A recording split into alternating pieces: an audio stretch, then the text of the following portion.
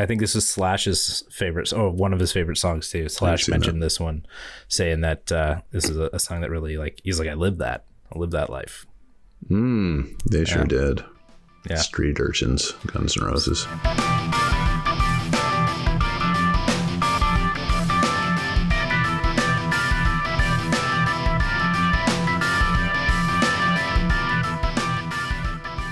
So, friend, how are you?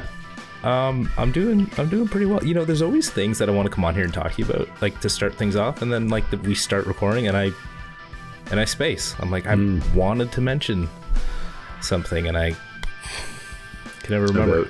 About tonight's selection? It could be about the selection. It could really just be kind of about anything. You know, sometimes I see news. I'm like, I wonder what he would think about that. And then I don't write it down or put it anywhere. I'm just like, I'll bring it up. And then it's gone. Yep, it's millennial syndrome. Or old age. I can't figure it out. You know, one of the two. Same thing, really. That's it. But we are here to talk about Powerage? Or Powerage. I agree with you. I believe that it's Powerage. Like voltage, I think, but I don't know. Yeah, is that a point of contention? Or people sort of like unsure? I have no idea. Okay, like we're gonna get rocks thrown at us. Probably will. Yeah, I think that, you know, I feel like you need a T-shirt like "Throw Rocks," Brent Jensen. Like throw rocks at me. Watch Thursday Night Record Club. I think we could create some cool merch. You know, should we do that? T-shirts. Yeah, we could do that. One of the other things I joke about, you know, is like bingo cards, like TNRC bingo cards. So like whatever we say, right?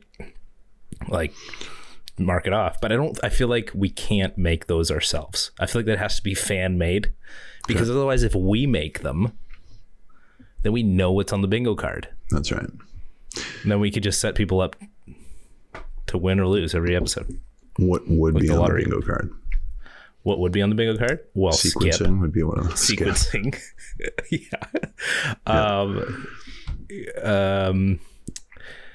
See, now like the minute I start thinking about it, I interrupt you. I interrupt a profound thought. Like you're about to say something really great and I interrupt.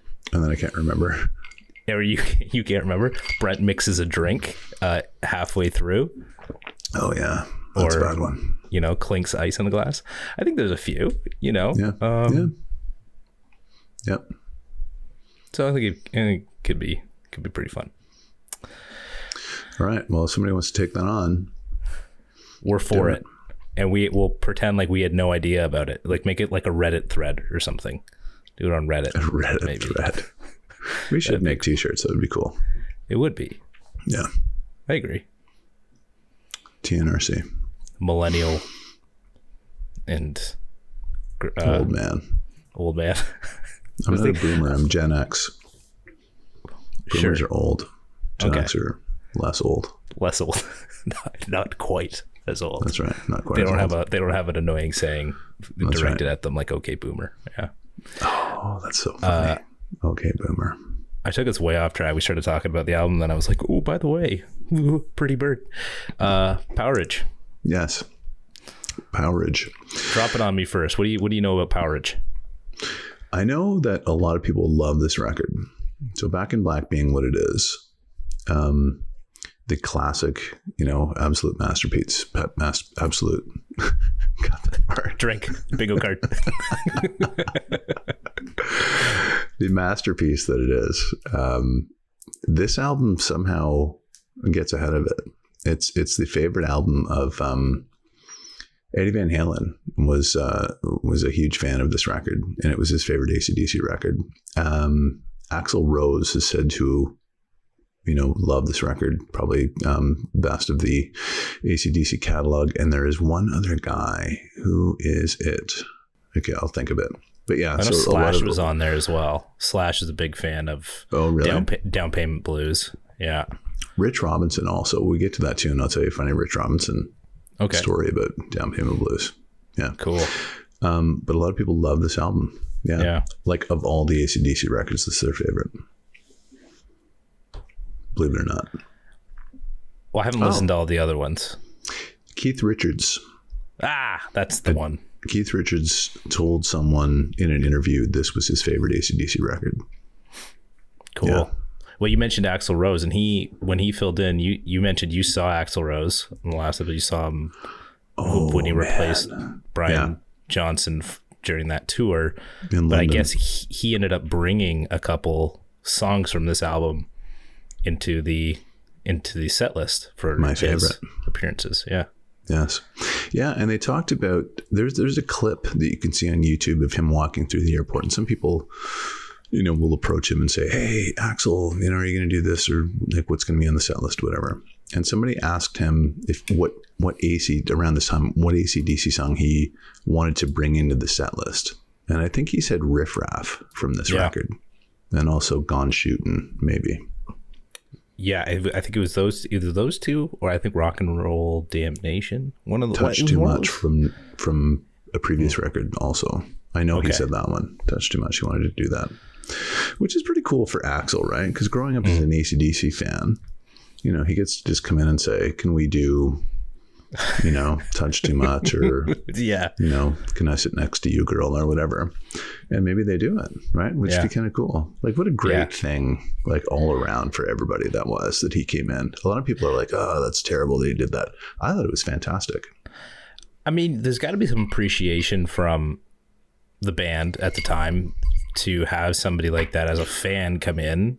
I mean, he's Axl Rose of Guns N' Roses, but being fan first of the music, coming in and saying, "Here's some songs that I think we should add," and then to be like, "Okay, cool," because no doubt that would resonate then with other super fans or true fans of the band who might not have otherwise been able to see these songs ever be played, because they wouldn't think about those songs be part of that.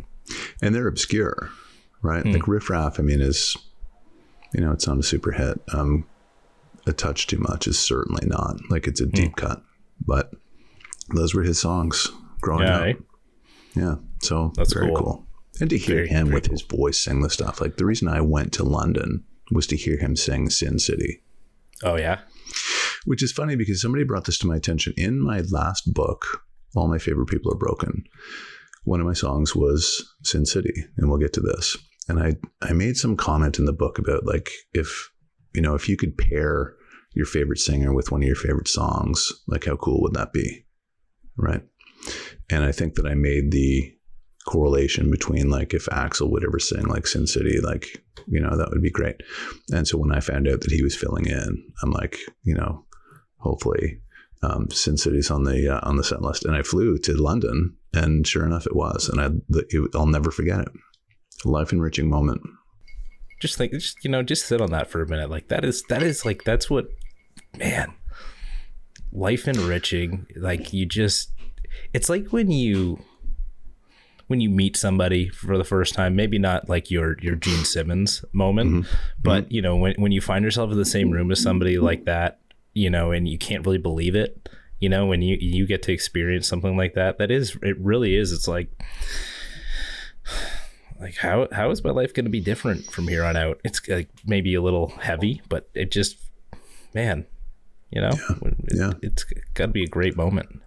It was fantastic. I'll never forget it.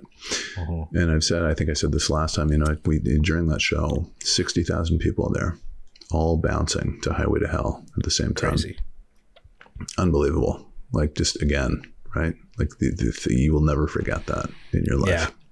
And I'll have an anxiety attack if I'm around anywhere close to 60,000 people surrounded by it. Are you sweating on me? Get out of here. Are you kidding me? Oh, my seats were not that good. Like, I was way up in the back.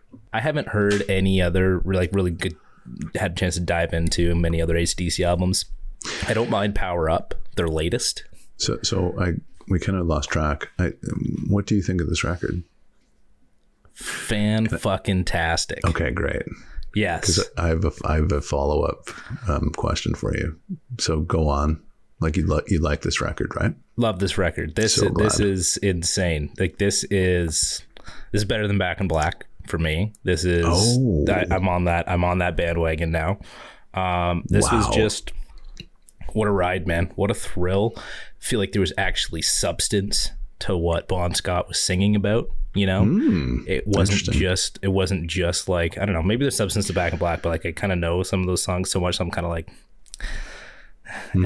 Whereas with this, you know, especially like Down Payment Blues, even Riff Raff, Gone Shootin', like there's just so much in these songs that are like, they actually feel like there's something to them, you know. Rock and Roll Damnation as well. Like there's just great. And you didn't get that from Back in Black, or did you, but just not to the same degree? No, I didn't. Wow. I didn't get it from that. So perhaps I'll go back. Perhaps I'll go back and listen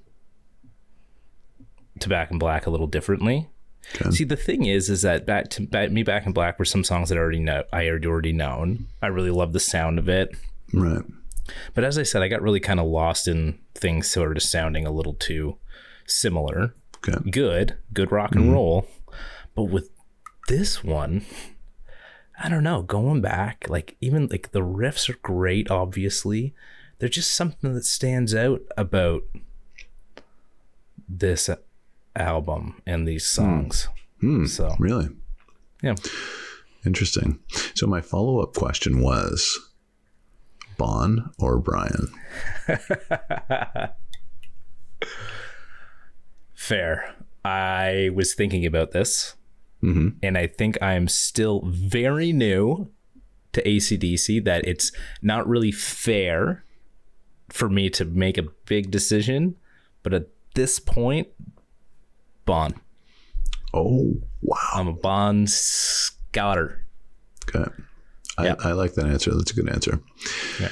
And that it is fair. You're right, because you've had a very kind of brief sample size, right? Yeah. Bon did 6 records for AC/DC before he passed away. And then obviously Johnson's been there forever, but it's a stark difference for me, because, you know, the early records and right before this one, Bon kind of like the lyrics were really cool. Like he really kind of came up with some amazing lyrics on this record. Like they were sophisticated. He made references to like Clark Kent and it was just like, you know, it was impressive. And but before this, it was a bit jokey. Like he was kind of like this kind of, you know, clowny kind of like funny guy. He was great, just talented. But then when Brian Johnson came in, it was like all scary, and, you know, Back in Black was like, right, like kind of quasi satanic, and, you know, it just gave you that vibe of like, okay, this is like serious business now, you know. Okay. The Highway to Hell wasn't satanic? In my opinion, not really. I mean, obviously Highway to Hell. I haven't listened to it. I just know that song.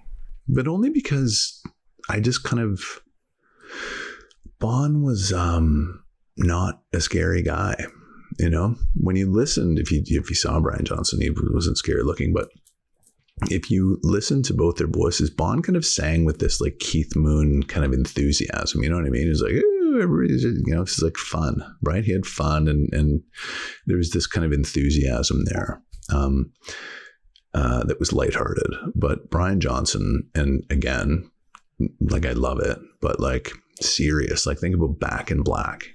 You know, there's no, the lightest he gets, I think, is Rock and Roll Ain't Noise Pollution. But every other song is just like, look out. You know what I mean? There's no fooling around. Interesting. I feel that way a little bit about Shoot to Thrill, though. Shoot to Thrill seems like more of a fun song, but again, it's very little, I don't know, thought that I put into listening to some of those songs. Well, so.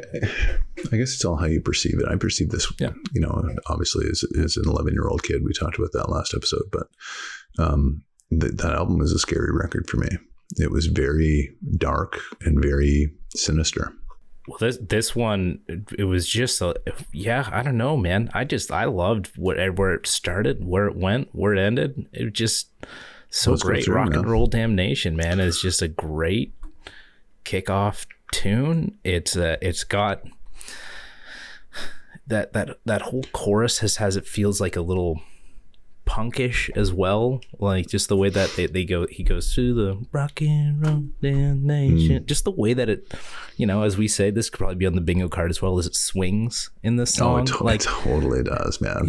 I love it. Like it's a groove laden, right? It's just like, like, and I'm not saying that Back in Black didn't have songs that grooved, but like there's something about this tune that just was like, it was a little different. I didn't see this, like the riffs were still there, but the way that Bond sang to it, into a lot of these songs, I didn't expect it, and I was just like so pleasantly surprised. I listened to this album a ton, like back to back, just like all the time. Like, really? This is now good. Oh yeah, and like I said, Back in Black was like you could put on any song at the party. Like same thing with this one, man. Like, and I feel like. I feel like even with Gone Shootin', it was just a little bit more like chilled out. I know we'll get there, but it's still just so good. Oh yeah. So good. Yeah. So one thing that AC/DC, before we get started, one thing they used to do that was very odd was they were from Australia, as you know. So for different parts of the world, they would release their album in different versions.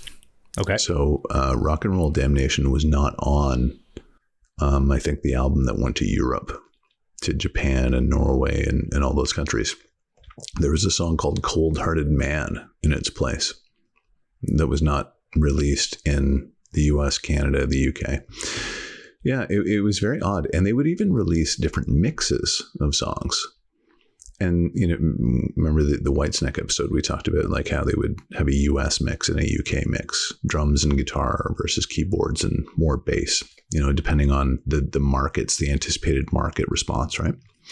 Which is pretty interesting because AC/DC did that a lot. And I, had listened to those old records, and they literally like chop songs up, like the arrangements are different. So it's really cool if you go through and listen to all the different mixes and arrangements and versions of songs they release to different world markets. I get it. I want to like that stuff, but I just don't know how I feel about it. I don't know that I'm ever like such a fan of something where I'm gonna be like, you gotta listen to Rock and Roll Damnation Rough Mix 3 because there's this sweet little thing that they do where there's like a cool little cowbell and like that just completely makes it like so much more. I can't, I just can't get into that. Are you? That's funny. Oh, totally. Like I want to hear all the different permutations. Like, does a cowbell? Is it forward in the mix? Is it back? Right. Is it in there? Yeah. Right. Yeah, that's cool. About that. Like, see, and I tried to do the same thing with like the Who, right? When I listened to Who's Next, going through those deluxe or bonus editions, right? They're like, here's the, the record plant version in here. And I'm like, cool. I love the song. The song sounds the same. Groove's the same. So when I give her Dodging the Rocks. Look at you. Wow. That's a gif. Dodging the Rocks. Yeah. That's how I feel. What's that Tom Petty song where the lyric goes, the A&R man said, I don't hear a single. Yeah, Into the Great Wide Open. That's it. This is a result of the A&R man at Atlantic not hearing a single. That's Rock crazy. and Roll Damnation was the single. So I think they had like Cold Hearted Man on there. And executives at Atlantic were complaining that they didn't hear a radio-friendly single on this album. And Angus went away and came up with Rock and Roll Damnation. And they, remember the hand claps? Do you hear the hand claps? Oh, yeah. There's also maracas on that. They're shakers. If you listen, they did that just to kind of like sweeten up the commercialism of it. And that was the single. And up to that point, I think it was the best AC/DC single. It was the highest charting single, which is so kind of ridiculous almost, right? Because it was that simple. So the executive said, go back and give us a single. Here's one, and it's like, woo. There you go. Number 24 of the Billboard Hot 200. Yeah, so bizarre, there it is. Right? Down Payment Blues was described by the Black Crowes guitarist Rich Robinson as the heaviest song ever. Someone said, what about Slayer? And he said, you think Slayer's heavy? Go listen to AC/DC's Down Payment Blues. That's heavy. Really? Mm-hmm. Wow. Guitar World magazine. Okay, what drugs was he on? Well, it's a weird comment, right? And I thought a lot about it after I read it. And I think that, you know, his context of heavy obviously is very intensely blues-based, obviously. So he is kind of looking within that paradigm. Got it. He's not looking at, like, you know, black metal and sharps and flats and like Mixolydian scales and stuff like that. He's thinking in the context of the blues. But I always thought that was a very interesting comment, you know, and I listened to the song and I'm like, you know, in that world. Sure. Yeah. Interesting though, right? Very, because I'm not going to agree or disagree with that, because I'm in, as Jerry Seinfeld would say, I'm in no position to make the call. Yeah. So it's, I don't know. This is the song where I was like, man, there's like some substance here, you know, with a song like this, you know, holes in my shoes. I got down payment blues. And it's like, no matter what he does, it's like, you know, it's, you owe it to the man, right? So that's what I mean. That's what I mean about Bon and those lyrics, is like, he was like a sympathetic character, you know? Yeah. Whereas Brian Johnson was like Satan, and he was like, Satan, help me. You know, he's like, right. He's scary. But Bon is like this kind of like clowny, like, hey man, let's just have a good time. Yeah, great tune. I think this is Slash's favorite, or one of his favorite songs too. Slash mentioned this one, saying that this is a song that really, like, he's like, I live that life. They sure did. Yeah. Street Urchins, Guns N' Roses. I'm glad that we did this, like a Bon AC/DC record and a Brian AC/DC record. And I kind of did that on purpose, just so that I could see like which one you gravitated to. It's all calculated. Well, just it's a debate that's been going on for decades, right? I just thought about that comment like episodes ago, and I said that you're like a little toy that you could go, can he do this and this and this? Yes, he can. Turn around this way. Look. Give me a bullet. Oh, so good. Again, great lyrics, right? Give me a bullet, something to chew. Yeah. And I'll make believe it's you. Like, just like the cool, imaginative, like clever lyrics. Yeah. Yeah. Love it. I got nothing. I don't know, man. I can't really dive into it much. I love it. Again, it's like guitar tones on this, I guess, were they more trebly this time and the next few times or whatever, but I also really love the tone of the guitars throughout this one. Another good point. This was the last record that, I think on the last episode I said George Vanda, but I actually made one person of two people. You did? I did. So it's not George Vanda. It's George Young, who is the oldest Young brother. Right. Angus Malcolm George was the oldest brother. And Harry Vanda. Those two produced all these AC/DC records up until Highway to Hell. So the first 5. And you can tell. So if you go, and I hope you kind of like dig into this a little bit deeper and kind of go back and listen to like Dirty Deeds and High Voltage, because you can hear some weird things. So, you know, you can hear like kind of chairs scraping on the floor. It's a very kind of like homemade kind of recording, you know, which I like. I really like that. I like the organic aspect. But you can hear these weird gang vocals in the background, you know, and I found that Mutt Lange did not do that on, he came in for Highway to Hell, which is the next record, Highway to Hell and Back in Black. It was more refined and more polished and more commercial, but like Vanda and Young, like just kind of let these guys go. And there was these weird lyrics, and I think it's Malcolm, I'm not sure, but like you can hear it a little bit in Rock and Roll Damnation. You can Damnation, and the vocals are just really kind of bizarre. Yeah, but go back to the earlier records and listen for that. Okay. Yeah, that was one of the things I liked about it in Rock and Roll Damnation, and obviously in kind of a little further on, the Good God Shooting, as well as some of those backup vocals, where it almost sounded like they had like some female backup singers singing with them. Maybe they did, but maybe it was just I'm pretty sure it was like Malcolm, just like I don't know. It's weird. Like, listen to like Dirty Deeds and like Big Balls and songs like that. There's the bizarre background vocals on them. Yeah, it always made me laugh. This is my favorite song on the album. Riff Raff. Friggin' love it. The hits on the cymbal, like every single time. Like, I can't stop myself from going every time it comes up. Every time I go bam, bam, bam, just my hand automatically.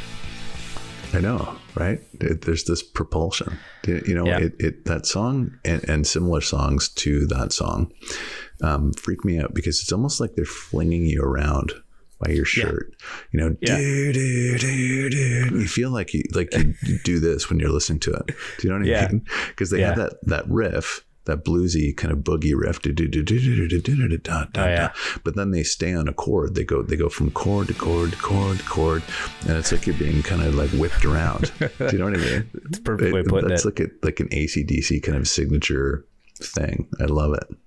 It's funny you say that because when I was listening to this, I was imagining my cinematic mind went to like one of like the greatest, like if it could have been like a bar fight, like this is where I would hear a song played in the background of like just an absolutely epic bar fight. And I imagined it starting out with the guy like going to like if there's a karaoke or a jukebox, but like he goes up and he puts the coin in the jukebox or he grabs the mic and then it starts off like, it's like, all right, and he's eyeing the guy that he wants to take out and he wants to get in a fight with, and then all of a sudden it's like he sings the first couple verses and then he goes and he gets it, and then like the rest of the song is just like destroying the bar, and then by the end of the song he's like picks up the mic again, sings the last line, and walks out. That's what I got. That should be you playing that role. Well, I did, to be honest, picture myself in that role. Yeah. It was the easiest thing that I could do. Either that or Ryan Reynolds, because I kind of am pretty much the same person. So. Well, I see the similarities for sure. See the similarities? Yeah. Absolutely. Thanks. Yeah. He doesn't wear a hat very much, so that's or glasses, but it's fine. My favorite song on this record is Next. Sin City. It is a fantastic song as well. I mean, oh my God. I would venture to say it's my favorite rock and roll song ever. Wow. You heard it here first. Sin City. It's like no other. And when you hear that album or when you hear the song live, it's just, there's nothing better than that. I mean, because they jack it up a little bit in terms of tempo and speed, right? It's got the breakdown, it's got that build up, it's got the great lyrics, the imagery, it's got swagger, it's got groove, it's got power. It has everything. Yeah. Nothing is missing. I agree. It's awesome. It's an awesome tune. All aboard with what you just said, man. I mean, you can't help but put yourself there again, like just with how he sings it and what he sings about. You're transplanted into Vegas for how long is it? 4 minutes, Yeah. So what's next to the moon, Alex? There is no moon. Wow. It's another great riff. It's another great. And like again, it's that like like his singing with it again, sort of like that. Just the way that he what do you call that when the way that he sings? What is that? Like a vocal melody? Melody, I guess that's what it is. Just was wondering how else it. Yeah. It was cadence. Actually, I think is the word I was going for. Is cadence with it. I just love the way that he does it. And what's next to the moon is super cool. Again, now this is like kind of intriguing story as well. Yes. Yeah. Just like great imagery lyrics, right? Yeah. This is where he references Clark Kent and Superman and just maybe really tied to the railroad tracks. And yeah, did she do it herself? Is it suicide or is it like, crazy? Bon really kind of like came into his own on this record with lyrics. Yeah. Yeah. A lot of people are very happy with him for it. Yeah. It's a bird, it's a plane, it's a suicide. Yeah. It's just like, it's just really cool. I don't know. Again, I haven't heard anything else, but like it was awesome to hear this from AC/DC because I never equate that with AC/DC. Me either. I equate head banging, rock and roll party. You don't American think about thighs, this, girls. right? Yeah. And then like you think about this, like what's next to the moon, fantastic, and then Gone Shooting, is like it's kind of like another heavy, This song is all about groove. It should be called Groove, not Gone Shooting. It's just Gone like, Shooting. dude, right? Like I defy you not to react physiologically to this song when it comes on by either tapping your foot or nodding your head or doing something with your body. Stopping everything, getting up and literally strutting down the street. Because that's exactly what I would do. I'm surprised I haven't done it yet. Have you done it? Well, I'm not going to. I kind of feel like you have. I'm not going to admit that here. It's almost ZZ Top-ish, right? It's got that nice groove flavor where it just kind of drags you along with it. Yeah. Super groovy. You like, the opening verse, I think, is about his ex-girlfriend. Oh, I didn't know that. Yeah, she is talking about, her missing from the neighborhood. She overdosed on heroin. So that's where the Gone Shooting part comes from. Oh, wow, really? And and then you hear him talk about he mixed the sugar in his coffee with the same spoon as part of that lyric. Yeah. So that's why this was kind of like heavy. It's like Gone Shooting, like in what way, right? Like in what kind of way are you gone shooting? So in that respect, shooting up. I kind of want to go back now. I think when we're done, I'm going to go and listen to this record again. Yeah. And that's cool. This is going to be like Van Halen for me. I'm going to keep coming back to this. Up to My Neck in You. See, this song now, I'm going to kind of scratch the record a little bit. This is the correct number 9 on this album, I think. Do you agree? This is right. That's a bingo card thing, by the way, number 9. That is, you're right. That's another bingo card thing, number 9. Mm-hmm. I guess no, Kicked in the Teeth, if anything, probably could have been number 9. Yeah. For me, being like completely honest, the last 2 songs are just kind of okay for me. I wouldn't care if the record ended with Gone Shooting. I'd be very satisfied. I'm with you on that. I'm with you there. I like these songs. However, I never found myself getting quite to number 9 and remembering 9 and 10 here. Mm-hmm. Up to My Neck in You and Kicked in the Teeth. Yeah. So gritty, cool riffs. Again, Bond does a great cadence. Now the word I've discovered, with his lyrics and then the way he sings, and it works. It works for me. But, absolutely. Not anything that super stands out. Powerage is a fantastic album, though. All in all, how many Alex heads does it get? I mean, it's a 5. This is a 5. This is a 5-facer. I can't help but put a 5-facer. I know those like last 2 songs don't really stand up to me, but I also don't think that they're bad. I don't think they're wrong on here. I just know that they were like, meh. But maybe that's why I should get a 4. But I'm giving it a 5 because I love every other song on this album. I like that. Good. I don't register a vote. You're not going to register a vote anymore? Only if you actually have something to say. Only if you actually are like, I think like you did with Metallica, you were like 6 because you gave it 2 or 3. I had to help them along. I had to like add in the votes that you It's a big not. deal. It's a big deal to Metallica in their career that, you ensure that they're... Well, you have to look out for those guys. Like they're helpless, clearly, right? Yeah, clearly. They need my help. They need your help. You need the... Clearly. They need those poor men. Popularity of this show to really boost their career. Oh, those poor guys. Suffering. Like living hand to mouth. What do you got for me? You got anything else for me? I forgot. We had to. Okay, you know what? Appetite for Destruction. Guns. Let's do it. Guns N' Roses, Appetite for Destruction. That's good. Cool. It's a good little handoff. I'm in. I think you'd be more excited. Yes. That's better. Ginner.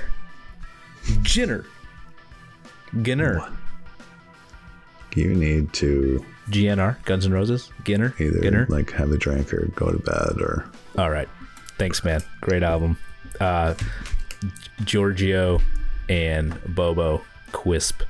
Yeah. We're big advocates for this album. So that's right. Hope you enjoyed the show, lads. Enjoyed that one for sure. We'll see you next week. You bet. With an appetite for destruction. Nighty night.